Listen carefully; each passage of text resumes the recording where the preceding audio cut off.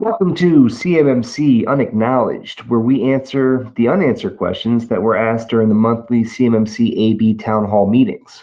My name is Todd Stanton. I'm the Regional Sales Manager for all things CMMC at Etactics, and as always, I'll be joined by Ty Wittenberg. Ty is the Senior Information Assurance Manager at Rain Associates. Welcome, Ty. Hey, good morning, Todd. How are you? Very good. I'm excited about our conversation today.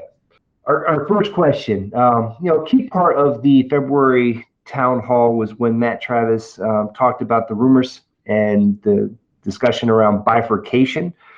What is your interpretation of the CMMC-AB's perspective that bifurcation is mostly a mechanism to manage capacity as opposed to a way to delineate the criticality of CUI?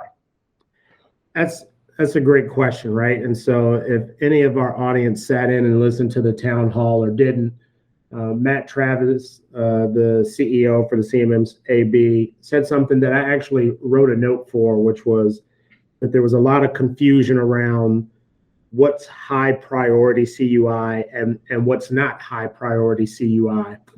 And so, he still believed that bifurcation would potentially be something that the DoD would implement.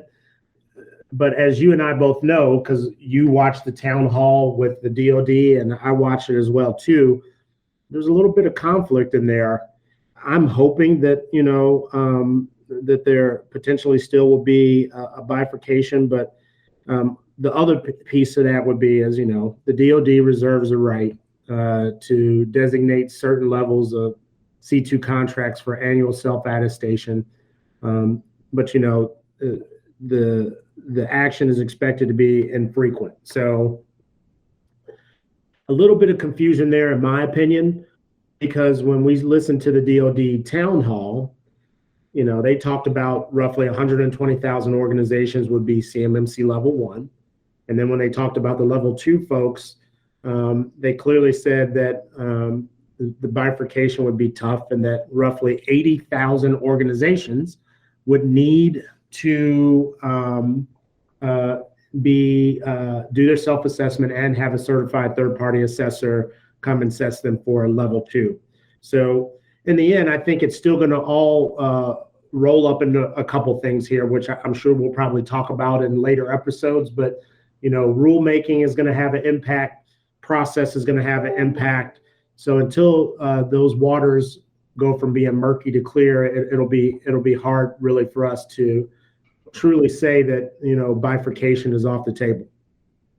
And so I had the same confusion when I listened to the AB town hall after the DoD CIO town hall earlier in February.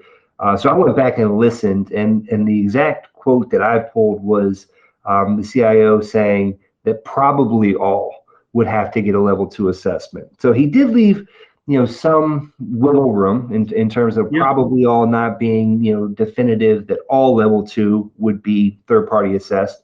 But then I think what Matt was getting at was more of the realization that with the accelerated implementation, once rulemaking is done, that all contracts moving forward would have this requirement. And for level 2, that requirement being a third-party assessment, and the realization that the ecosystem may not be ready at that point to, handle 80,000 assessments, or even a significant portion of that. If 1/5 of that happened that year, you'd still be talking around 15, 20,000 assessments that would need to be done. And with the lack of C3PAOs, the lack of assessors, I think Matt's realization was we could use bifurcation as a mechanism to manage capacity. So even though they need to be at level 2, without the capacity to third-party assess it, let's maybe use that bifurcation to allow for self-attestation, at least for the early, while the ecosystem is ramping up to manage the capacity.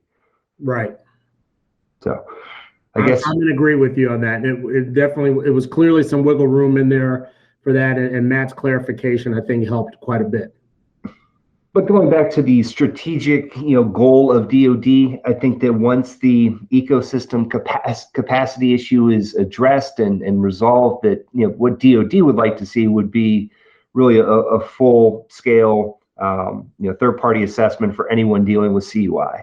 And I think that's where ultimately they think CMMC will take them.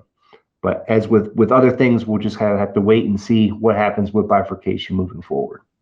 For sure.